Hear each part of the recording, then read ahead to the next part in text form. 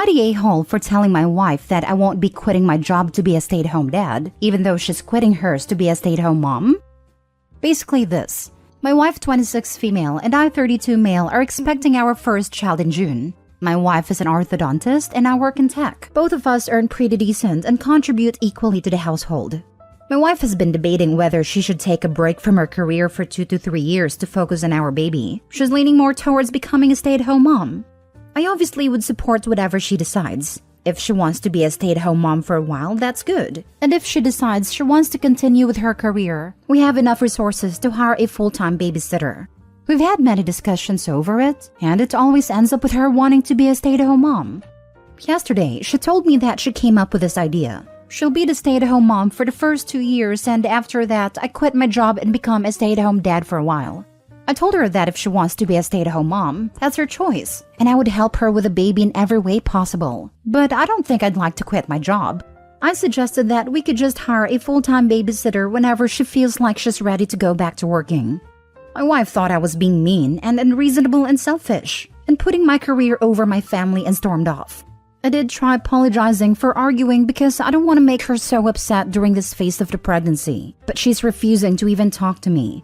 She's told about this to her parents, and I've been getting texts from them saying that I'm not treating their daughter right. Am I the a-hole? Now for the top comments. Not the a-hole. That's a delusional expectation for her to have. No one wants gap years in their resume without careful consideration, especially in the tech industry where everything is very fast-paced. I had a baby last March, and I work 1 day a week for this exact reason. No gaps. Luckily, I have a close relationship with my employers and they are okay with this. Not the a-hole. Not at all. Not everyone wants to be a stay-at-home parent. That's what she wants. She really can't expect you to stay home if she wants to stay home. Absolutely right. I would never want to be a stay-at-home parent. I love my kids, but I also like having a job outside of the home. It just wouldn't work for me, and that's okay. It's also okay to desire to be a stay-at-home parent, but you can't force that on anyone. Not the a-hole. You are supporting her choice. She should support your choice. If there were financial issues with taking care of the child, things could get more complicated. But as stated, that doesn't seem to be an issue here. Not the a-hole. Being a working parent does not make you a bad parent. She clearly wants to have a full-time parenting experience, and that's great that you can both make that happen. But it makes no sense to force either of you to do that if that's not what you want to do, especially when you have the resources for high-quality care regardless. Next story. Am I the a-hole for telling my fiancé that my friend's trauma is more important than her comfort? My best friend lost a parent a year and a half ago, which led him to a mental health crisis. Our friend group has been picking up the pieces ever since. He's doing much better now that he's in therapy, but he's definitely gone through it. What has complicated matters worse is my fiancé. It goes without saying that I love her, but she's the definition of a busybody sometimes. My best friend is a very private person. She knows something happened with him, but she doesn't know the details of what that something is. She probably never will, but because she's around me and my friends often as we live in the same house, she hears bits and pieces of the story and presses for more information. I try to circumvent this as best I can. For example, I step out of the room for specific phone conversations. But still, it's hard to limit the discussion about it sometimes. If it's necessary we bring it up and she's around in person, we'll refer to the Nolan situation without giving specifics. Nolan will also stop by my place at night when he can't sleep. This doesn't happen all that often, maybe twice a month. He'll text me or call me saying he's outside. I'll go sit with him and maybe smoke a little bit, then I'll head home. I wait up until I know he got home safely, then I go back to sleep. My fiancé hates this. She claims the phone calls always wake her up, which they don't. She just sometimes happen to wake up for the bathroom while I'm outside. And that me not being in bed is alarming. This brings us to last night. Nolan stopped by, and when I came back inside, my fiancé said she was putting a stop to it. She said all the sneaking around is making her paranoid. She doesn't feel like she can properly trust me or be a part of my friend group without knowing the details, and that Nolan needs to stop relying on me so much. I told her that no matter whether we're married, dating, whatever, she will never have any ownership over my friend's trauma, and that she was never going to be able to order me around in regards to it. I also said her comfort was less important than someone's actual physical well-being. She was obviously hurt by this and went to stay with her mom after work today. Am I the a-hole? Edit. She knows Nolan lost a parent. She doesn't know the aftermath beyond the statement that he had a mental health crisis. Yes, he has specifically asked me to not tell her. You're the a-hole. Imagine everyone code talking around you. Your fiancé stepping out to take phone calls and having secret meetups in the middle of the night that you can't ask about. Being excluded and made to wonder to that degree would make anyone crazy. If she came here, I'd tell her to leave you immediately. If I were the fiancé, I'd think my partner was cheating with one of his friends, and his friends are helping to cover it up. Right? And what's with all the secrecy? You're fine telling strangers on the internet, but you can't just tell the person you're marrying that your friend lost a parent and it affected him in a really bad way. Instead, you're choosing to make her feel like she's crazy. That's the kind of behavior that wedges huge unforgivable crevices in a relationship. You're the a-hole. The issue is that Opie completely rejects her feelings and says they don't matter, which is the wrong approach. Opie doesn't have to say a thing more than what he has said, but he needs to do better in making his fiancée know that her feelings are as valid as well. None of that involves saying anything more about Nolan's issue more than what he said. You're the a-hole. But honestly, I think Nolan is emotionally manipulating you at this point. There is a major difference between being intensely private and using this event as emotional leverage to get your group to drop whatever for him. Nothing bonds people like freaking trauma, but your whole friend group takes this to an extreme. After reading that Nolan only shows up to your apartment and reacting insanely to being asked, "How are you doing?" by your fiancé, it is not normal to lash out at that question even if you are private. It's a very normal question, and I'm sure he was asked by numerous other people than her. Opie, I really think you need to evaluate whether or not your friend is really emotionally needy or just doesn't want to lose you to your fiancé. Also, I have many other questions, but truly you're an unreliable narrator. I think we need to hear the fiancé's side to confirm my thoughts. So glad someone mentioned the friend's manipulative behavior. Wonder how supportive Nolan would be if someone else experienced a loss. Sounds like the kind of person who would make it all about them somehow. An entire friend group is dealing with this a year and a half later? Seriously? There's more here. Definitely an unreliable narrator.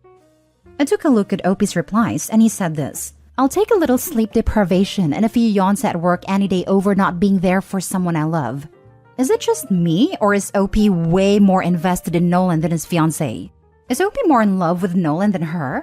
If so, he needs to let her go for her own benefit. She should not be second fiddled in his heart.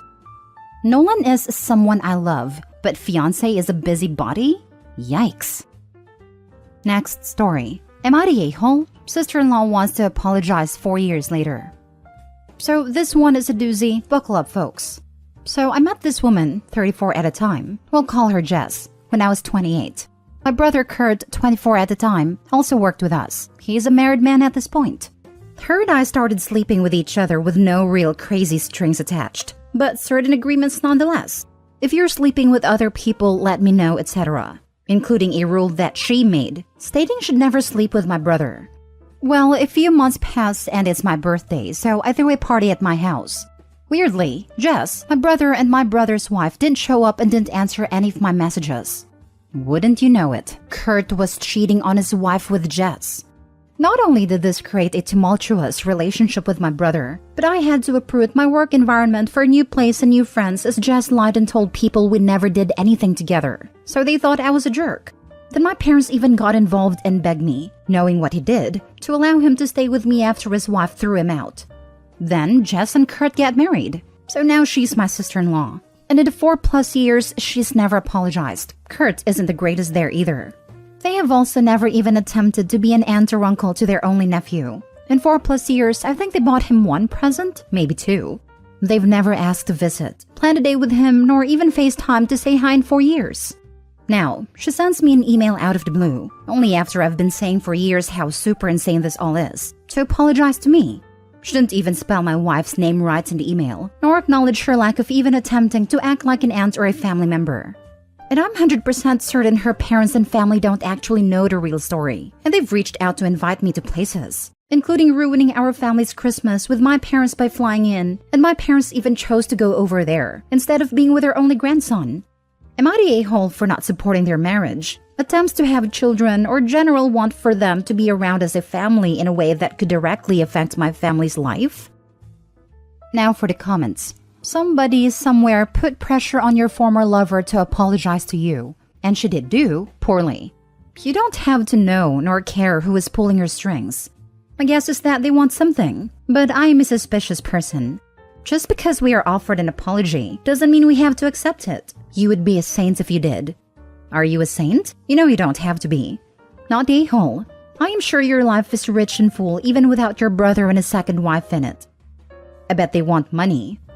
He said they're trying to have kids, maybe infertility. I bet they want him to be the sperm donor.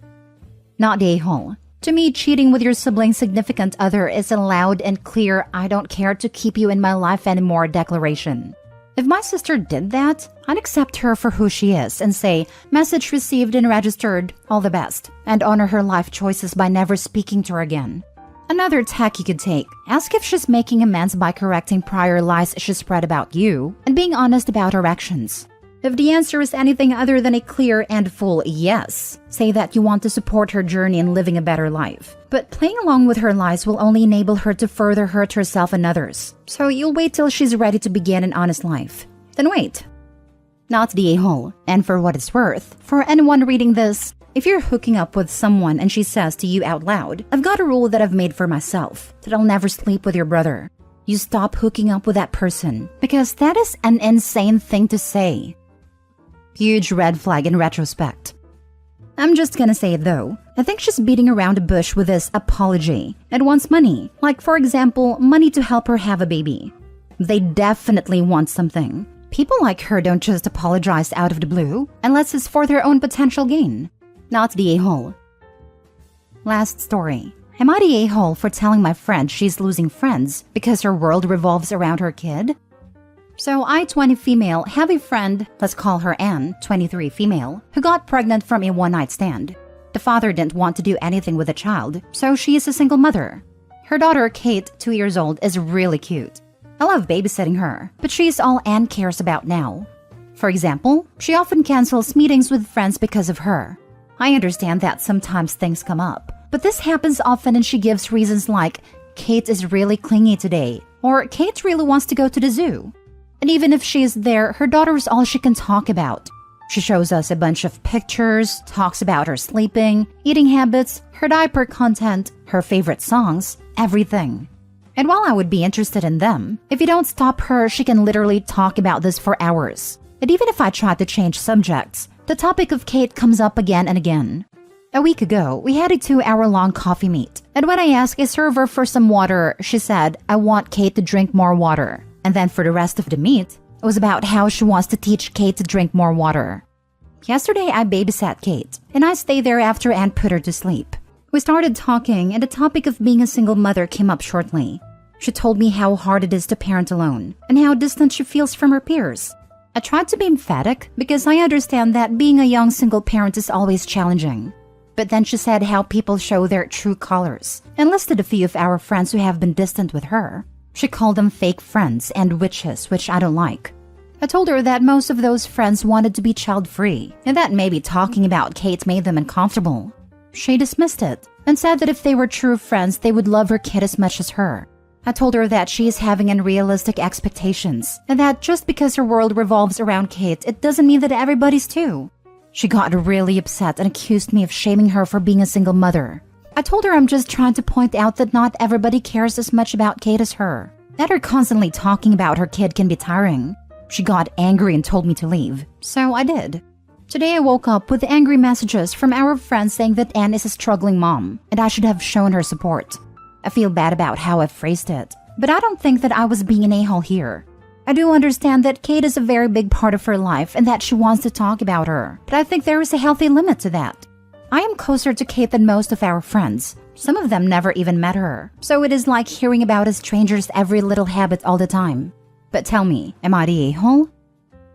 Not the a-hole. Unless you're drastically altering your phrasing for us here, what you said wasn't ridiculous. It was factual and valid. She pushed and is pushing her friends away by only having one topic of conversation and expecting everyone to be as excited about it as she is. She can join a mommy group for that. OP, tell your friends they can support her better by actually babysitting for her and for hanging out with her more. You, the unsupportive friend, should take a step back and not babysit or visit as often. Not the a-hole. I think you were trying to do her a favor by telling her that when she's with friends, they want to talk about things other than her child. I mean, I get it. I was a single mom for a while too. But honestly, there were times I would go out with friends and absolutely not want to talk about my daughter or the mommy part of my life. I just wanted to be an adult hanging out with my adult friends. The friends that are blowing up your phone, do they have an issue with her going on and on about Kate? It is actually really weird, because the same friends that usually complain about Anne talking about her child are the same friends who are angry at me. I think they feel like it's okay to say this when she doesn't hear it, but not okay to say it to her face. Not the a-hole. These friends are being fake. If you wouldn't say it to your friend's face, then you shouldn't feel comfortable saying it behind their back. You weren't shaming her for being single. OP, I dump all of your fake friends.